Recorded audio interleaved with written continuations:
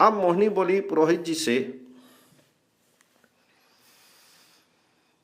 गोकर्ण तीर्थ का पाप नाशक महात्म्य मैंने सुना, अब लक्ष्मण तीर्थ का महात्म्य बताने की कृपा करें।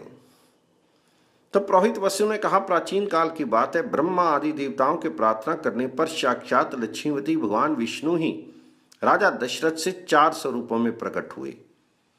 वही राम लक्ष्मण आदि नामों से प्रसिद्ध हुए।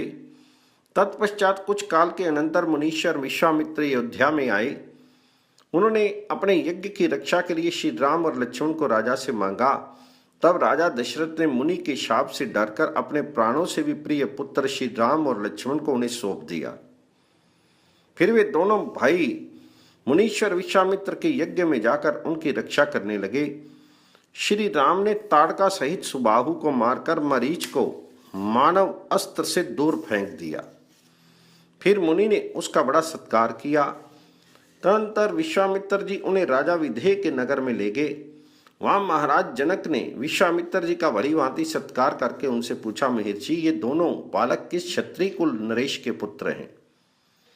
तब मुनिवर विश्वामित्र ने राजा जनक को यह बताया कि ये दोनों भाई श्री राम और लक्ष्मण महाराज दशरथ के पुत्र हैं। ये सुनकर विदेह राज जनक बड़े प्रसन्न हुए। फिर महर्षि विश्वामित्र जनक से बोले, इन्हें वह धनुष दिखाओ जो महादेव जी की धरोहर है और सीता के संवर के लिए तोड़ने को शर्त के लिए रखा गया है। विश्वामित्र जी का यह वचन सुनकर राजा जनक ने तत्काल 300 सेवकों द्वारा उस धनुष को मंगवाकर आदर पूर्वक उन्हें दिखाया। श्री राम ने महादेव जी के उस धनुष को उसी क्षण बाएं हाथ से उठा लिया और उस पर प्रत्यंचा चढ़ाकर खींचते हुए सहसा उसे तोड़ दिया। इससे मिथिला नरेश को बड़ी प्रसन्नता हुई। उन्होंने श्री राम और लक्ष्मण की पूजा करके उन्हें वैदिक विधि के अनुसार अपनी दोनों कन्याएं दे दी।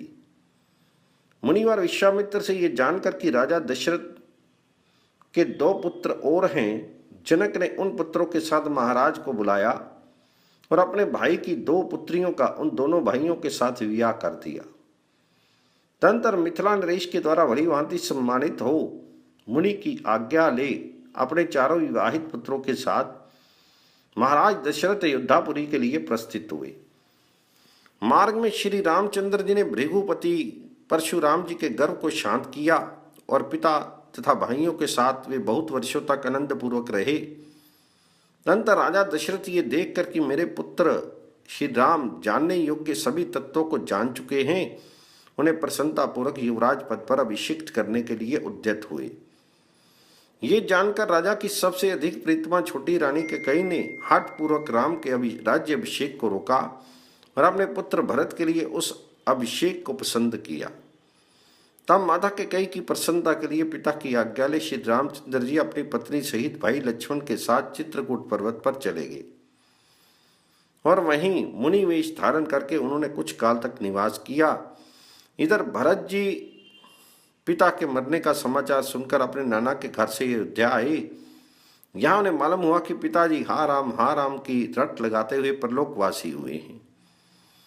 तब भरत जी ने कैकेयी को धिक्कार देकर श्री रामचंद्र जी को लौटा लाने के लिए वन को प्रस्थान किया, किंतु वहां से श्री राम ने भरत को अपनी चरण पादुका देकर अयोध्या लौटा दिया। श्री राम क्रमशः अत्रि, सुतीक्ष्ण तथा अगस्त के आश्रमों पर गए।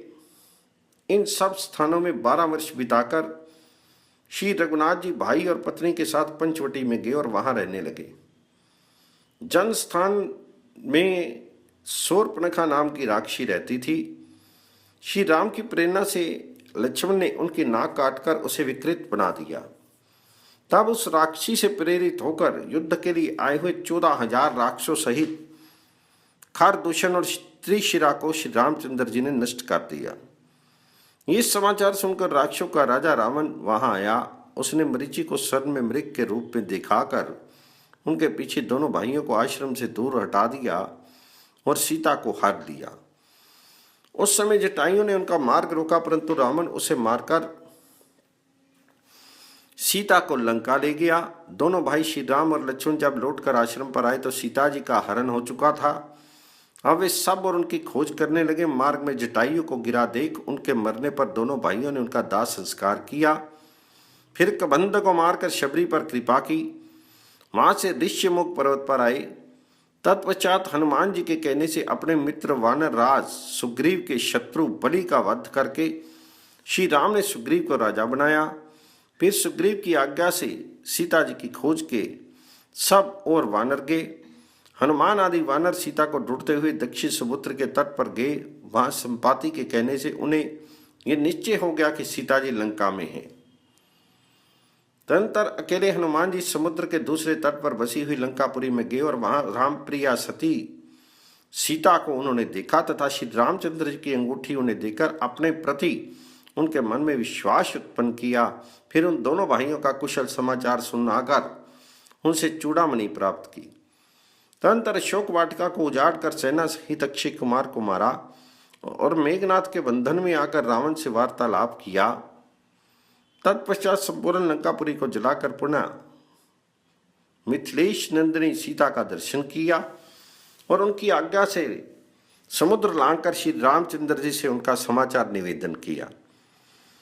सीता राक्षस राज रावण के निवास स्थान में रहती है, ये सुनकर श्री रामचंद्र जी भी वानर सेना के साथ समुद्र के तट पर पहुंचे। फिर समुद्र की ही अनुमति लेकर उन्होंने महासागर पर पर्वतीय शिलाखंडों से पुल बांधा और उसके द्वारा दूसरे तट पर पहुंचकर सेना की छावनी डाली। तदनंतर अपने छोटे भाई विभीषण के समझाने पर भी रावण को ये बात नहीं रुची कि सीता अपने पति को वापस दे दी जाए। रावण ने विभीषण को लात से मारा और विभीषण श्री रामचंद्र जी की शरण में गए। तब श्री रामचंद्र जी ने लंका को चारों ओर से घेर लिया। तदनंतर रावण ने क्रमशः अपने मंत्रियों, मात्यों, पुत्रों और सेवकों को युद्ध के लिए भेजा, किंतु वे सब श्री राम, लक्ष्मण तथा कपीश्वरों द्वारा नष्ट कर दिए गए। लक्ष्मण ने इंद्र विजयी मेघनाथ को तीखे बाणों से मार डाला। इधर श्री राम ने भी कुंभकर्ण तथा रावण को मौत के घाट उतार दिया। इसके बाद श्री राम ने अपनी प्रीतमा सीता की अग्नि परीक्षा ली और विभीषण को राक्षसों का आधिपत्य, लंका तथा एक कल्प की आयु देकर अपनी प्रतिज्ञा पूरी की और सुग्रीव और विभीषण के साथ पुष्पक विमान द्वारा अयोध्या को प्रस्थान किया। भरत जी नंदीग्राम में रहते थे, उन्हें साथ लेकर श्री रामचंद्र जी अयोध्या में गए। फिर चारों भाइयों ने अपनी सब माताओं को प्रणाम किया। तदनंतर पुरोहित विशिष्ट की आज्ञा लेकर भाइयों ने श्री राम का राजा के पद पर अभिषेक किया। भगवान श्री राम भी प्रजा का औरस पुत्र की भांति पालन करने लगे। धर्म के ज्ञाता श्री राम ने लोक निंदा से डरकर सीता देवी जी को त्याग किया। गर्भवती सीता वाल्मीकि मुनि के आश्रम पर जाकर सुख से रहने लगी। वहां उन्होंने 2 पुत्र उत्पन्न किए जिनके नाम थे कुश और लव। महर्षि वाल्मीकि ने उन दोनों के जात कर्म आदि संस्कार शास्त्रों की विधि से किए। उन उदार बुद्धि महर्षि ने रामायण महाकाव्य की रचना करके उन दोनों बालकों को पढ़ाया। वे दोनों बालक मुनियों के यज्ञों में रामायण गान करते थे। इसके कारण उनकी सर्वत्र ख्याति फैल गई। एक समय श्री रामचंद्र जी का अश्वमेध यज्ञ प्रारंभ होने पर वे दोनों भाई कुश और लव उस यज्ञ में गए। वहां उन दोनों के मुंह से अपने चरित्र का गान सुनकर श्री रामचंद्र जी बड़े प्रसन्न हुए। उन्होंने यज्ञ सभा में सीता के साथ महर्षि वाल्मीकि को बुलाया। जगदम्बा सीता ने वहां आकर अपने दोनों पुत्र श्री रामचंद्र जी को सौंप दिए और स्वयं उन्होंने पृथ्वी के विवर में प्रवेश किया। एक अद्भुत घटना हुई। तब से श्री रामचंद्र जी केवल ब्रह्मचर्य का पालन करते हुए इस पृथ्वी पर यज्ञ अनुष्ठान में ही लगे रहे। तदनंतर एक समय काल और दुर्वासा मुनि श्री रामचंद्र जी के पास आए। काल को ब्रह्मा जी ने भेजा था और वे श्री राम से वैकुंठ धाम में पधारने के लिए पदार्था करने आए थे। उन्होंने एकांत में आकर श्री राम से कहा, इस समय कोई भी यहां ना आवे। यदि कोई आए तो आप उसका वध कर डालें। श्री राम ने ऐसा करने की प्रतिज्ञा की। तत्पश्चात रघुनाथ जी ने लक्ष्मण को बुलाकर कहा, तुम यहां द्वार पर खड़े रहो, किसी को भीतर नहीं आने देना। यदि कोई भीतर प्रवेश करेगा तो वह मेरा वध्य होगा। तब लक्ष्मण बहुत अच्छा कहकर श्री रामचंद्र जी की आज्ञा से पालन में लग गए। इतने ही में महर्षि दुर्वासा राजद्वार पर लक्ष्मण के समीप आए। उन्हें आया देख लक्ष्मण ने प्रणाम करके कहा, भगवान 2 घड़ी प्रतीक्षा कीजिए। इस समय श्री रघुनाथ जी मंत्रणा में लगे हैं। उन्होंने लक्ष्मण की बात सुनकर उनसे क्रोधपूर्वक कहा, मुझे भीतर जाने दो, नहीं तो मैं अभी तुम्हें भस्म कर दूंगा। दुर्वासा का वचन सुनकर लक्ष्मण जी घबरा गए। वे मुनि से भयभीत हो अपने बड़े भाई को उनके आगमन की सूचना देने के लिए स्वयं भीतर चले गए। लक्ष्मण को आया देख कालदेव उठे।